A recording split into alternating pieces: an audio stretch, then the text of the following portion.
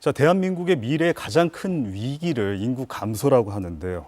우리나라 이제 전 세계에서 학계 출산율이 제일 낮고요. 그다음에 고령화 속도가 굉장히 빠르고 그래서 많은 사회적 문제를 낳고 있는데 정부가 예측하는 인구 감소 상황 어떻습니까? 아주 심각합니다. 예, 저희가 우리나라가 가장 많은 인구가 태어날 때가 61년입니다. 108만 명이 태어났고요. 71년도에 102만 명이고 절반 숫자가 50만 명이 02년도에 태어났고요. 지난해는 25만 명이 안 되는 24만 9천 명 정도가 태어났습니다. 0.78명이거든요. 출산율이요. 출산율이. 전 세계에서 가장 낮은 그런 숫자가 되겠고요. 1 이하가 거의 없는 거의 것 없습니다. 같더라고요. 뭐 홍콩 정도가 있고요. 저 거의 없습니다. 일본도 한 1.3 정도가 되게 돼 있고요. 그 OECD 평균이 1.6명 정도입니다. 그리고 또 한편으로는 반대적으로 고령화는 너무 빠르게 진행되고 있습니다. 네. 지금 금년에 한 5월 달쯤 되니까 940만 명 정도의 어르신들이 있고요. 65세 이상이라는 거죠. 그리고 내년 되게 되면 1,000만 명이 넘습니다. 예. 그리고 25년 후년쯤 되게 되면 전체 인구의 20% 정도가 넘는 초고령 사회가 되기 때문에 아주 이렇게 어려움이 있는 겁니다. 멀지 않은 미래네요. 멀지 않은 미래입니다. 예. 그렇습니다. 그리고 더 문제가 되는 것은 우리는 지금 이렇게 여러 가지 고령화율이 14%에서 20%가 되는 것이 한 8년쯤 걸렸는데 한 영국은 한 50년이 걸리고 최소 가장 빠르다는 일본은 10년이 걸리기 때문에 너무 빠르다는 겁니다. 그렇기 때문에 정말 이렇게 정말 새도 없이 빨리 간다는 것이 가장 큰 어려움이 되겠습니다. 요즘은 한 해에 한 5, 60만 명 정도의 어르신들이 늘고 있는 그런 추세입니다. 예. 이 저출산 기조가 이렇게 심화되고 있는 근본적인 원인 뭐라고 판단하십니까?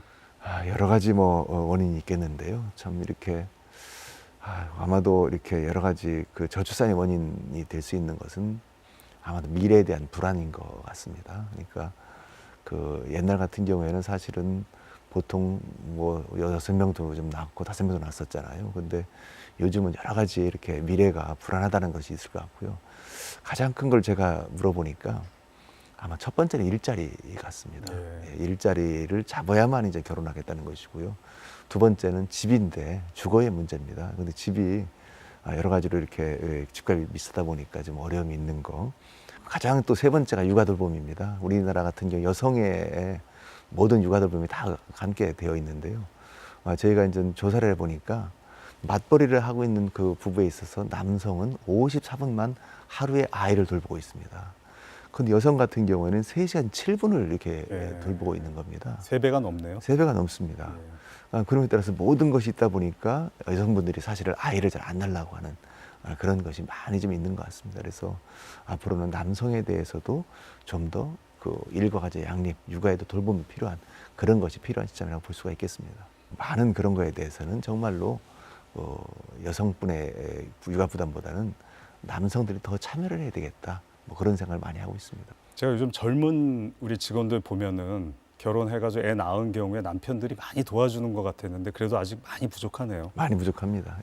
도와주는 분들은 아마도 일부분인 것 같습니다. 그래서 이제 정부가 저출산 극복 대책을 지금 추진하고 있는데 장기와 단기 관점에서 좀 각각 설명을 해주시겠습니까?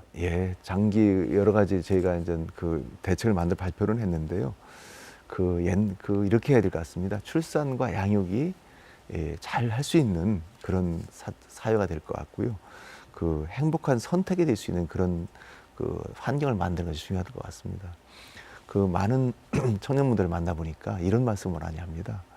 그 옛날에는 국가에서 다 키워주겠다라고 얘기를 하고 있는데 지금은 그렇게 하지 말고 차라리 우리가 키울 수 있는 환경을 만들어 달라는 겁니다. 내가 잘 키울 수 있게 아까 말씀드렸던 여러 가지 일자리라든지 주택이라든지 여러 문제가 있을 텐데요. 그런 걸 해달라는 얘기가 되겠습니다. 그래서 저희가 이제 여러 가지 그 대책이 있었는데요. 제가 지금 지난번에 그 스웨덴을 가보니까 다양한 것이 있더라고요. 스웨덴 같은 경우에는 그 아이를 사실은 부모들이 다 키우고 있습니다. 직접 키우고 있습니다. 그래서 그 페레스콜라에 가보니까 그 영세반이 없습니다. 그 영세반이 없는 이유는 보면 제가 물어봤거든요. 왜 영세반이 없냐? 했더니 왜 영세반에 그 아이가 있을 필요가 있느냐. 거기는 한 480일 동안 그 부모한테 육아휴직을 주게 돼 있거든요. 그 중에서 하루는 저기 한 90일 정도는 남편이 꼭 써야 됩니다. 그리고 또 하나가 보게 되면 그 야간반이 없습니다. 그래서 왜 야간반이 없냐고 물어봤더니 야간에는 부모님 중에 한 명이 꼭 있다는 겁니다. 그래서 거기는 거기 그 라떼파파라고 그래가지고 남편이 아버지가 그거를 라떼를 들고 다니면서 먹는 그런 경우가 많이 있거든요. 그래서 그런 경우도 있고 또 한편으로는 출산 양육에 대해서 저희가 여러 가지를 그 지원을 해야 될 것 같습니다. 그래서 부모급여라고 아까 말씀드렸던 금년 70만 원, 35만 원, 0에서 1세를 100만 원, 50만 원으로 하게 될 것 같기도 하고요.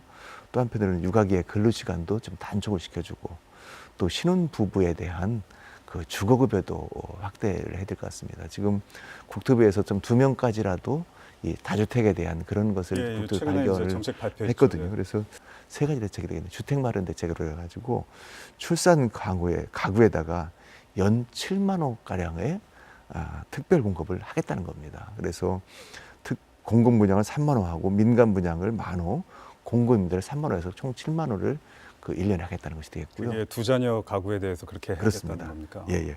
그리고 두 번째는 대출 지원을 해주겠다는 것이 되겠습니다. 그래서 소득 제한을 대폭 완화해서 저금리로 주택 자금을 주겠다는 것이 되겠고요. 세 번째가 이 청약 개선입니다.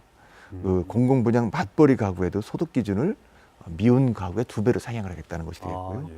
또 동일일자 그 청약저축 시에는 부부가 개별적으로 신청을 허용한다는 거. 그리고 배우자가 결혼 전 특공 당첨 이력을 배제한다는 거.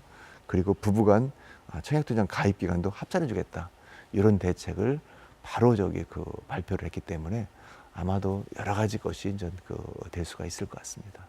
그건 못지않게 이제 결국 애를 낳는 청년들의 생각, 인식 전환도 필요할 것 같거든요. 저희 때랑은 좀 많이 다른 거지. 저라고 하면 제가 50대니까 좀 다른 것 같은데, 그 저출산 극복을 위해서 이제 청년들과 정부가 소통하는 플랫폼을 만드셨어요. 청년이 만드는 더 나은 저출산 정책 제안단, 청출어람단이라고 하는데, 그러니까 청년들의 생각이 바뀌면 그 아이를 낳을 수 있는 기대가 더 높아진다. 뭐 이런 논리인 것 같은데 어떻습니까? 그 어떤 식으로 바뀌면 좋을까요? 지난 4월 20일, 23일 동안에 이틀에 걸쳐가지고 1박 2일로 한 200명하고 같이 제가 회의를 했었습니다. 그랬는데 가장 문제가 뭐냐고 얘기를 했더니 사실은 주거 지원. 예. 두 번째가 육아휴직 관련 문제. 세 번째가 일과 가정 양립의 제도화였습니다. 아까 말씀드린 거랑 비슷하고요. 그런데 첫 번째가 육아 주거 지원에 대해서는 그 얘기를 하시더라고요. 서울에는 둥지가 없고 지방에는 일자리가 없다. 뭐 그런 얘기를 했었던 것 같고요. 그리고 이분들이 가장 중요한 것이 청년이 체감할 수 있는 주거 대책을 만들어 달라. 그리고 청년의 인식을 변화시키는 상시 소통 체계를 만들어 달라는 게 있었습니다. 그리고 1박 2일 끝나고 나서 보니까 저희가 서베이를 처음하고 끝에를 했었거든요. 근데 결혼을 해야 된다는 생각을 하는 분들이 처음에는 38%밖에 안 나와 있다가 이게 하루 지나고 나니까 한 45%가 돼가지고 7%가 늘어났습니다. 그리고 두 번째는 출산에 대한 여러 가지 생각을 출산을 꼭 해야 될 거 아니냐, 반드시 해야 되냐 물어봤더니 처음에는 30%가 됐었는데 뒤에는 40%로 다소 이렇게 10%가 증가를 했습니다. 그렇기 때문에 상당히 뭐랄까 이렇게 청년들이 이 문제에 대해서 상당히 고민을 하게 되면 이것이 결혼하는 생각도 더 올라가게 돼 있고 또 한편 출산에 대한 그런 의지도 더 생기는구나 그런 생각을 하게 됐고요. 그래서 앞으로는 거기에 대해서는 계속적으로 노력을 좀 해야 되겠다 그런 생각을 가지고 있습니다. 그러니까 정부 홍보도 중요하고 그렇습니다. 교육도 중요하고 예. 저희 방송도 그 나름대로 역할이 있을 것 같아요. 예. 그래서 계속적으로 그분들에 대해서 여러 가지 생각을 좀 알려주고 서로 노력을 하고 우리 방송에서 그런 분을 좀 예. 도와주셨으면 고맙겠습니다. 공영방송이 해야 될 주요 책무 중에 하나입니다. 그렇습니다. 저출산 문제. 예.